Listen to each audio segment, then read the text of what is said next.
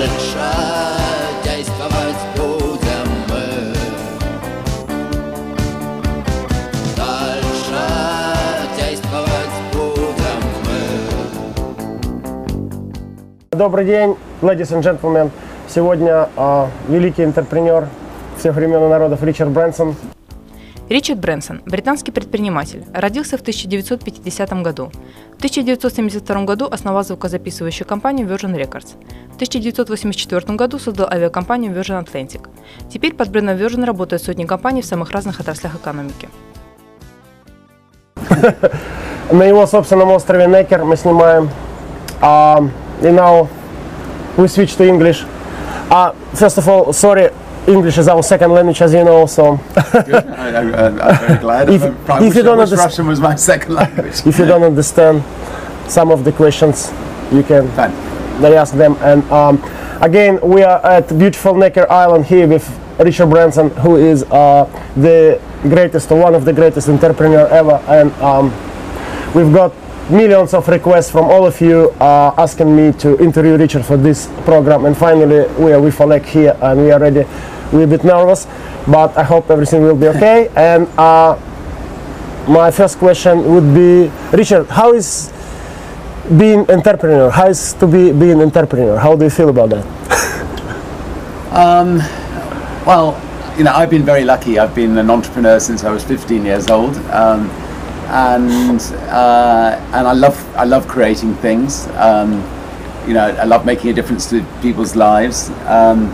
I love shaking up the big corporations. And I've had, you know, an absolute blast, you know, doing it, you know, ever since I was 15 years old.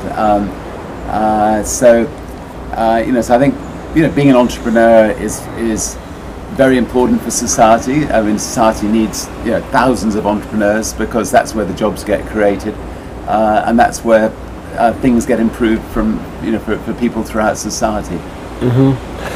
Yeah, cool. And then I have another personal question to you, because it's very interesting for me, and I would like to have the same.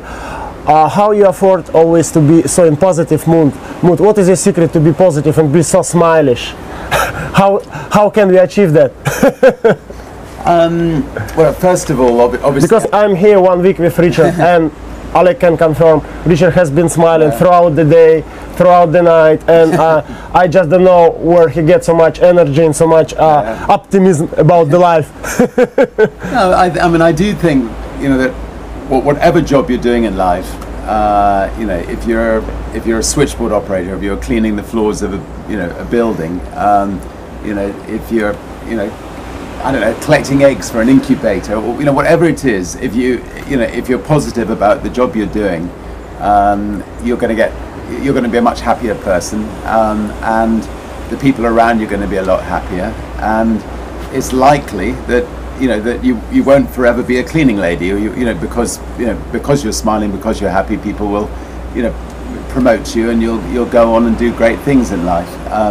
So I think a positive attitude is essential in life, whatever your position. Obviously, you know, I have a lot to smile about. You know, I have a happy family. I've got great kids. I've got you know, great companies, great people who work for our companies. You know, we like, you know, we're proud of what we've created. So plenty to smile about. But I hope that even if I was back in the struggling days, you know, that I would be positive. Talking about your companies, how many companies right now under the Virgin brand?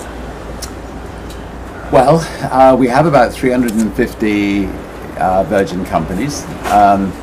We're an unusual brand. Most brands specialize in one area. Virgin is more a way of life brand. So, you know, we'll look after you, you know, when you're born. We'll look after you when you're a teenager. You know, your music, your you know, as you get a bit older, we'll look after your health in our health clubs. We'll, you know, you can travel on our planes, go on our trains, and we haven't quite got to funeral parlors yet. But you know, but anyway, we'll you know, so if I see something's not being done well, you know, I love to dive in and I love to give it a go, and love a new challenge. So you know, so Virgin has become a way of life brand. And what would be your favorite business then, out of 350, or used to be? Look, I suspect the most exciting business that we have is our space project. You know, we are trying to be the first company to build a reusable spaceship and offer people trips into space. And I think we're nearly there now. We're maybe 11 months away from flying. We have a lot of Russians who've signed to go into space with us, but people from all over the world. And you know, I think it's the beginning of a whole new era. I mean, commercial spaceship travel can open up, you know, travel to the ordinary person, and you know, and I think one day it can lead on to hotels in space, and it can lead on to us you know, having populations on other planets, and you know, a very exciting future, I think. And who will be the first, how do you call him, cosmonaut or astronaut? Or, well, look, I mean... Yeah, how you define the person that flies? Astronauts, yeah. Astronauts. I mean, yeah, and if they're Russian, they can be cosmonauts, whatever. No, I mean, I'm going up with my children, Holly and Sam, and hopefully with my parents, Eve and Ted. So we'll go up in the first spaceship. But we have nearly 500 people, you know, signed up, and the initial base is in New Mexico, and you know, maybe one day we'll set up a base in Russia. Who's to know? Yeah, and just quickly, because the mostly Russian audience is going to see this program, and what do you think the major difference between Russian Cosmos program, this Russian space program right now, and your Virgin Galactic stuff? What would be the major difference? Well, I think the biggest difference is that the Russian technology and the American technology is sort of 60 years old technology. It's very reliable now, but it is very old technology. So, you know, by commercial companies coming in, we'll have brand new technology, and you know, we can put people into space for a fraction of the price that it would cost in Russia. So now it costs, I think, $50 or $60 million to go up in a Russian spaceship. On a Virgin Galactic spaceship, it's $200,000. So you know, the price is a lot less. Correct. Richard, you are very popular in Russia now due to your books. And people, very many people want to know why did and do Virgin don't go to Russia to make a big business. Yeah, it's a good question, and I suspect we should be in Russia by now. You know, good friends, Oleg and others, have told me that we should be bringing the Virgin brand to Russia. And you know, if we see an obvious opening, you know, where we think the Virgin brand will do well in Russia, we will. But we need good partners, and maybe from this TV show we'll get some good partners. Who's to know? Maybe Alec will be such a partner. That would be wonderful. Virgin money. By the way, I know there was some story about you. Your very first experience with Soviet Union was with Virgin Atlantic, right? And I remember it didn't go so well. What was the story there? You don't remember? No, we used to. I think it didn't cover media. We were flying to Japan. With the stop few in Moscow, right? And we stopped on the way because, you know, because Russia wanted to get some money for overflying rights, so they made us stop. But that was good. We picked up some passengers, but it wasn't really a proper business. Okay, so it's not direct. Flying. Okay. Yeah, and what do you think you have missed yet in your life, or what do you think you did wrong? What you feel sorry about in your life? Because our people, they always like to challenge me to ask the entrepreneurs the tricky question when they try to make a confession, and like they are not going to repeat the same kind of mistakes. So what were your mistakes, basically, the question is? Well, look, I mean, you know, if you're an entrepreneur and you haven't made mistakes, you're not an entrepreneur. So a definition of an entrepreneur is to try things, sometimes to fall flat on the face, sometimes to succeed. And you know, we've tried many things. I mean, we may have 350 companies, but I suspect we've tried, you know, 600 or 700 things, and you know, some things have not worked out.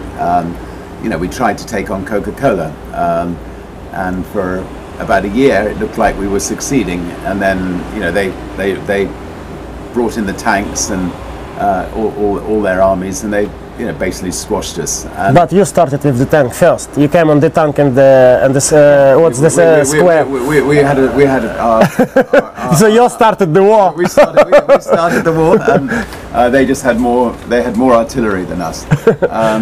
And the reason we didn't succeed on that one was because our product was about the same as Coke. There wasn't anything exceptionally different.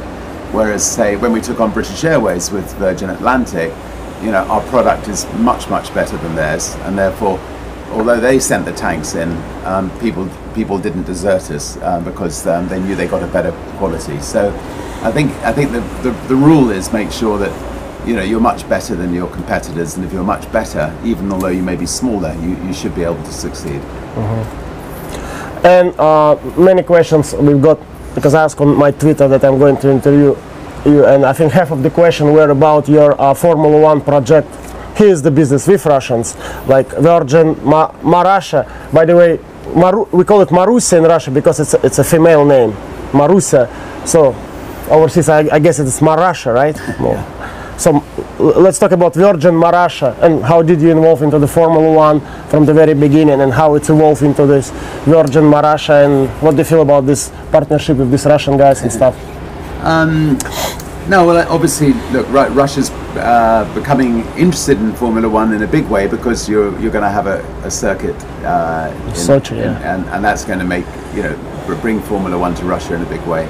And you already have one pilot now in Renault, I think Vitaly Petrov. That's right. Is in Renault. And so we sponsored a team that had financial problems, Jensen Button, Rubens Barrichello, and they won the Formula One, and we were very lucky.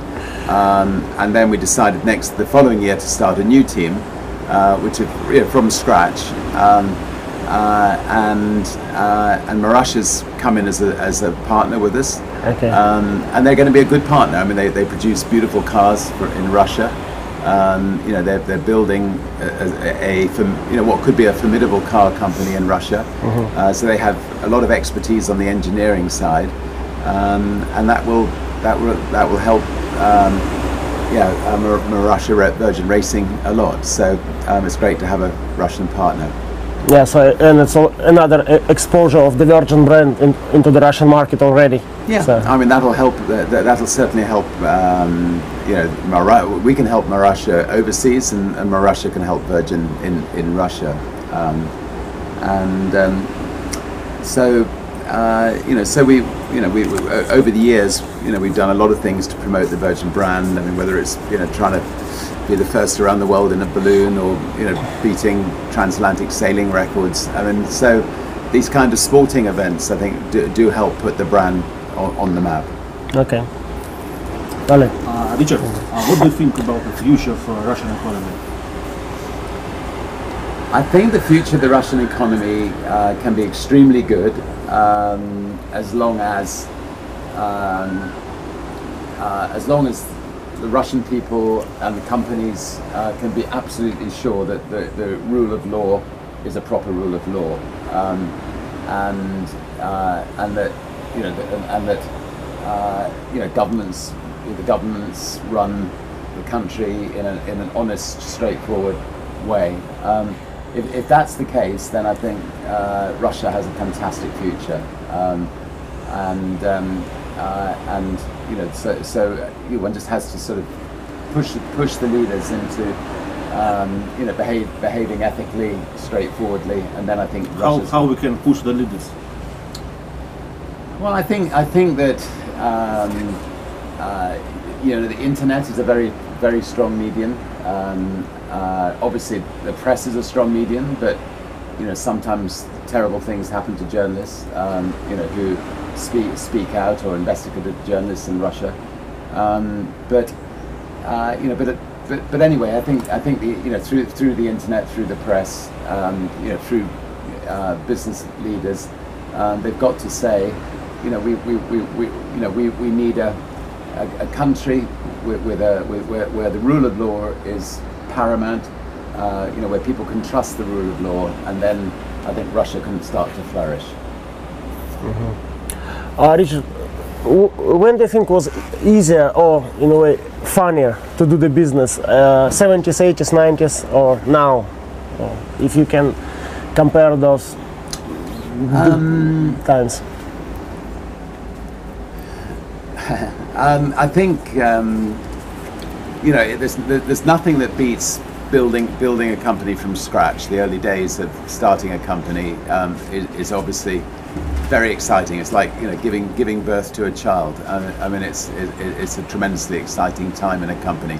Having said that, I mean, it's, you know, it's very tough. You're fighting to survive, and you know, it may not be as enjoyable as one might imagine looking back on it.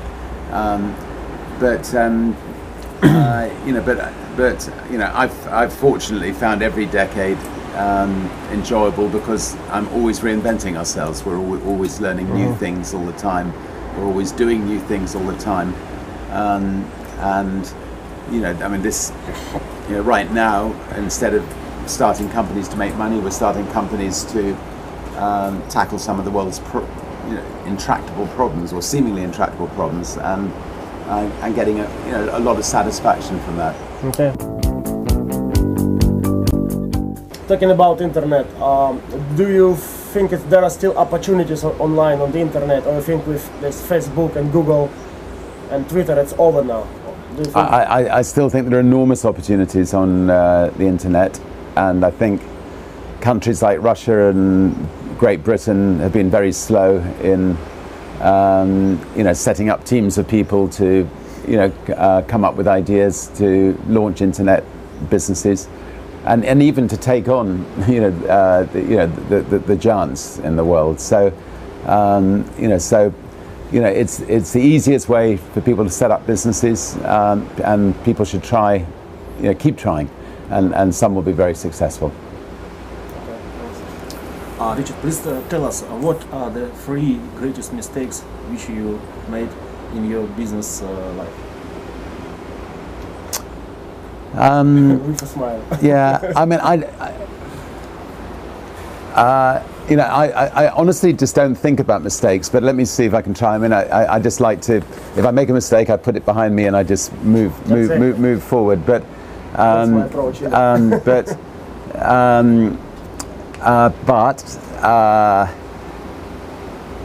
know, and you know, yes, I mean, there have been, you know, musical bands that I've missed trying to sign, like Dire Straits. You know, there have been companies that have fallen flat on their face, like Virgin Cola. You know, but you know, that's just part of you know, being an entrepreneur. You're going to have these things happening all the time. So I don't really see them as mistakes. They're just you know, they're just you know, if you're an entrepreneur, you know, that some things are not going to go right, some things are going to go right. Yes, and your fans are asking to return Virgin Cola to the shops in Russia. Good. Well, we'll keep trying. There. One more question. People asking you, is it better to start with a little thing or to start with a big thing? I think it's better to start with a small thing and build, because you can learn, you know, you can learn from your mistakes that way, and if it doesn't work out, you know, it's not going to be an absolute catastrophe. So, you know, generally speaking, I would say start small and, you know, and build from there. And actually, if the company gets too big, don't let it get too big. Cut it in two, and, you know, set up 2 companies. And if they get too big, cut them in 2 and have 4 companies. So, you know, small is beautiful in business, and try not to create one massive empire. Keep lots of small units. The question from me is, do you agree with the estimation of your fortune of Forbes magazine? I don't know what Forbes says, but I think the sorry. Key down there. All right, we'll be 3 minutes, 3 or 4 minutes. Well, Bring him up there. yeah, that's fine.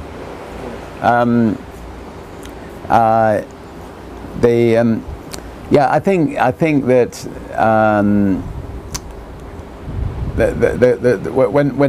when people talk about sorry when people talk about, you know, somebody has a certain amount of wealth, it can be quite misleading, because, you know, wealth, if you use it properly, is there to, you know, create jobs, to, you know, tackle problems in the world, and, you know, I honestly, you know, don't think of, you know, the personal wealth I have. I mean, as far as I'm concerned, I'm lucky to have it, and I will put it to good use in doing good things in the world with it.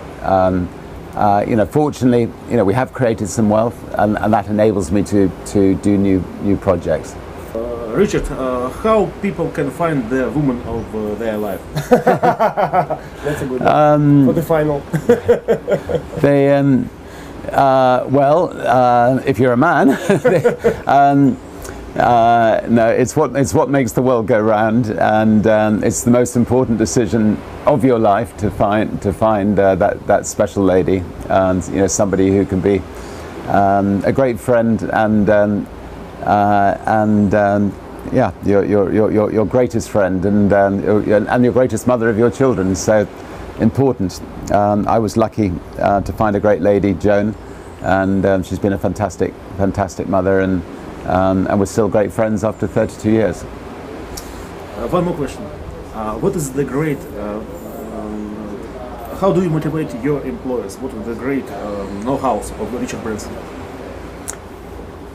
I think the most important thing is Guy.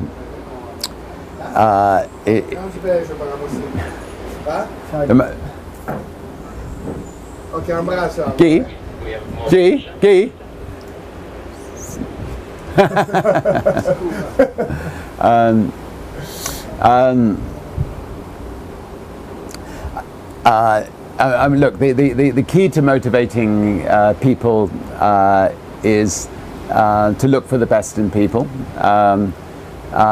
to lavish praise on people, not to criticize people, and, you know, to treat people like you would a flower. So, you know, a flower needs watering, and then it will flourish.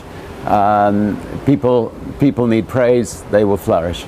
And I think that, you know, if you run a company where you have a highly motivated group of people who believe in what they're doing, who are appreciated, then it can be very successful. Okay. So, Richard, thank you very much, and thank you for your time. And guys, we've got to finish, because we have now to swim before the lunch with Richard around the island. It's quite a swim, so we have to be ready. So thank you very much. Thank you for your time, Richard. Lovely. Okay, Kian, thank you very much. Здравствуйте, вы только что просмотрели, на мой взгляд, одну, опять же, из самых интересных передач нашего цикла с Олегом «Бизнес-секреты». Ну, про Ричарда мне особенно приятно и особенно трудно говорить, потому что очень трудно резюмировать сейчас уже, потому что прошло 2 недели, 3 недели, а голова уже забилась бизнесом. Многие хотели послушать Ричарда, я думаю, что на самом деле интервью получилось достаточно короткое, с одной стороны, но с другой стороны очень познавательное. Он сказал, так сказать, что называется, самые основные вещи.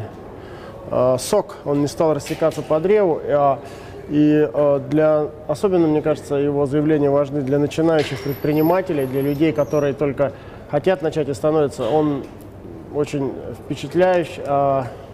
Он умеет воодушевлять и говорить правильные слова. Для тех, кто что-то не услышал вдруг в передаче и посчитает, что он ничего такого не сказал, я очень советую взять мышки, протянуть на начало и еще раз посмотреть эту передачу. Я считаю, что она на самом деле очень глубокая, хотя на первый взгляд она, может, таковой и не покажется. Вот. И, конечно же, учите английский язык, потому что перевод не всегда дает точный смысл этого слова. Спасибо за то, что смотрите нашу передачу. Мы вас любим, стараемся приглашать хороших гостей. Следующий гость будет всем известный вам Евгений Чичваркин. Вы его все ждете. Интервью с Евгением ровно через неделю. Здесь же. Спасибо за внимание. До свидания. Ну что сказать, Ричард Брэнсон – это Ричард Брэнсон, и гостей такого калибра, конечно, во всем мире очень мало. И мы очень рады, что он нас посетил, точнее, мы его посетили на острове Некер. Если вы до сих пор не читали книги Ричарда Брэнсона, конечно же, возьмите в первую очередь книгу «Теряя невинность», «Losing My Virginity». И, наверное, в меньшей степени буду рекомендовать книгу «Обнаженный бизнес». Эта книга исключительно про бизнес и касается уже деталей операционной деятельности компании Ричарда Брэнсона. Если вы же хотите почитать про его жизнь, то это, конечно, книга «Теряя невинность». Поражает в Ричарде то, что он сочетает в себе амбициозность и такую бизнес-агрессию с позитивным отношением к миру и к людям. Вы видели, что он сказал по поводу сотрудников, которых надо мотивировать тем, что видеть в них самые хорошие черты. Мне кажется, это слова, которые многие российские предприниматели должны воспринять на свой счет. И мотивировать в России очень слабо умеют, на мой взгляд. И люди должны понять, что действительно все люди разные, и правильно видеть лучшие черты в своих сотрудниках и развивать эти черты, чем прессовать людей и добиваться от них того, чего они в принципе не могут сделать. Вот это, на мой взгляд, самый важный урок, который нам дал сегодня Ричард Брэнсон. Спасибо.